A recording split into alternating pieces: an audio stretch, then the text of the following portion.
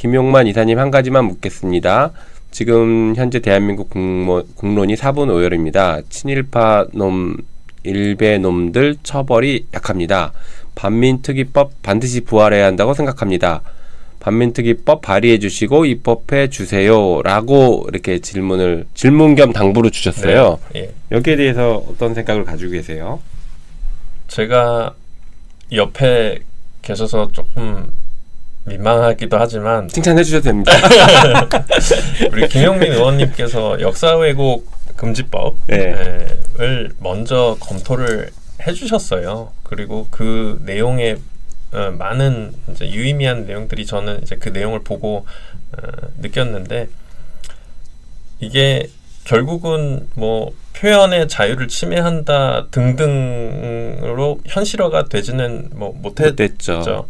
하지만 분명히 검토가 시작이 됐고 그 과정을 거치면서 계속 저는 정제되고 또 정리되고 하고 있는 과정이라고 생각을 하고, 이게 놓여지면 안 된다고 생각을 합니다. 그래서 제가 개인적으로도 말씀을 드렸지만 그 부분을 계속 이어나가고 싶다고 말씀을 드렸고, 분명히 표현 자유의 침해는 조심해야죠. 하지만 최근에 있었던 일련의 사건들을 쭉 보면 정말 우리나라의 역사에 있어서 큰 상처를 주는 말들이 계속 나오고 있지 않습니까? 뭐 인천시의회 의장 뭐 5.18에 북한이 개입됐다는 등 뭐 백범과 관련된 얘기도 많았었죠.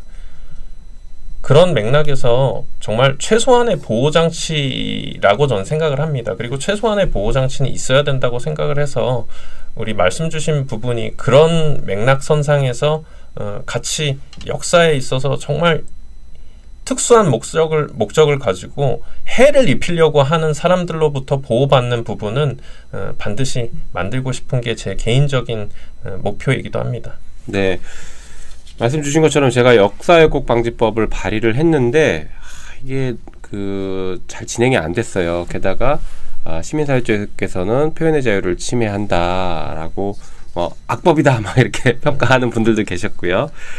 그래서 참 쉽지 않았는데요. 법안이 발의가 된 거예요. 그런데 이게 통과가 안 되고 있어서 좀 답답하죠.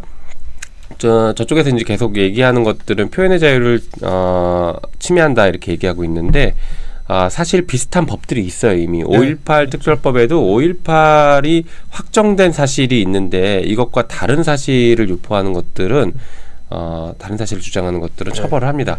한편으로 우리 허위 사실에 의한 명예훼손죄가 다 있습니다. 이것도 표현을 하는 것을 처벌하는 것이거든요.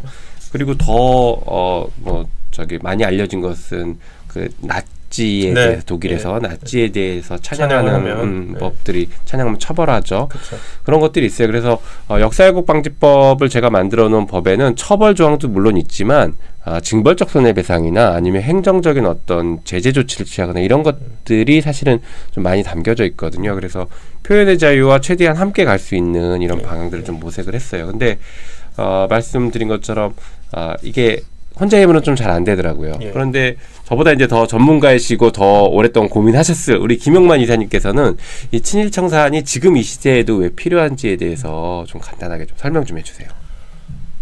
제가 인재 영입을 받으면서 영입된 인재별로 강연을 해야 됩니다. 강연을 하면서 우리 당원분들께 소개를 하는 자리가 지금도 이제 진행 중에 있는데요. 그 강연에서 제가 전달하고 싶었었던 메시지가 하나가 있는데요. 우리가 과거 100년 전 일이라고만 얘기를 할 것이 아니고, 실은 역사를 돌아보는 이유는 저는 가장 큰 이유 중에 하나가 미래를 설계하기 위함이거든요. 즉 과거에 있었었던 일들로 하여금 지금 내가 어디에 있어야 되고 앞으로 어느 방향으로 가야 되는지가 나타납니다.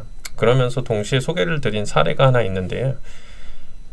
똑같은 맥락인 것 같습니다만 2023년 4월에 두 가지 일이 있었습니다. 일단 첫 번째는 2차 세계대전의 악의 축으로 일본과 독일이 같이 있었죠. 이제 일본이 중국과 한국에서 많은 무고한 사람들을 죽였다고 하면 독일은 유럽 지역에서 유대인들을 학살을 했단 말입니다. 그런 안타까운 역사가 있는데 그 2차 세계대전 이후에 독일과 일본은 지금 비교 불가입니다. 독일이 작년 4월에 폴란드 바르샤바, 그러니까 독일 네. 대통령이죠. 폴란드 바르샤바로 날아가서 유대인 봉기 80주기 이 추모식이 있는 자리에서 폴란드와 이스라엘 대통령 앞에서 독일 대통령이 머리를 조아리고 이렇게 얘기를 합니다. 역사에 있어서 책임이란 끝이 없다. 네.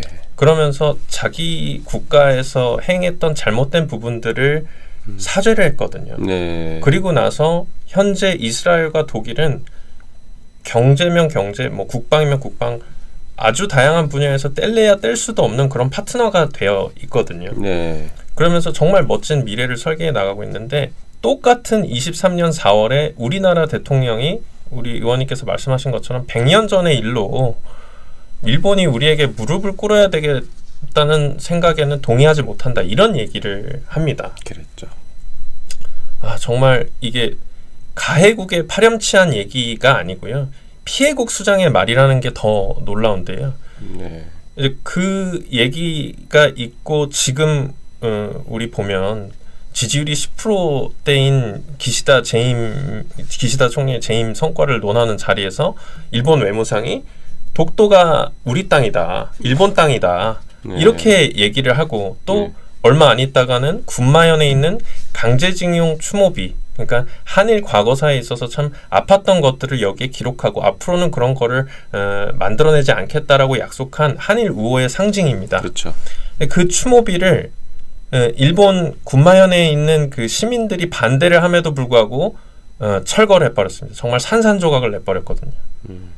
그럼 과연 우리가 지금 일본과 대통령은 정상화, 관계 개선이라고 말을 하고 있지만 과연 그게 정상화이냐, 개선이냐, 이렇게 저는 보거든요. 그래서 돌아봤을 때 말씀하신 것처럼 정말 더 나은 사회를 만들기 위함이 곧 지금 과거에 있었었던 우리 이 아픔, 그리고 친일 청산이 되지 않아서 이 사회가 위헌적 요소가 남아있는 부분까지도 포함이 되어 있다고 생각을 네. 하거든요. 그래서 그 필요성, 당위성은 아직까지도 살아있다고 저는 동의합니다. 네, 역시 또 전문가적 식견이시네요.